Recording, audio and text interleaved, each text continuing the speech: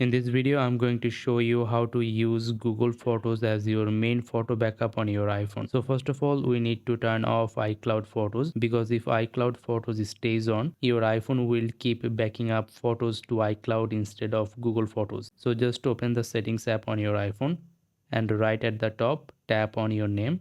Now here tap on iCloud and then tap on Photos. Inside this section, you'll see the iCloud Photos option. Now simply turn iCloud Photos off. When you do this, your iPhone will stop syncing photos with iCloud, and it will ask you what you wanna do with the photos and videos stored in iCloud. Here you should select download photos and videos. Now every photo and video will be downloaded and saved directly on your Photos app before we switching to Google Photos.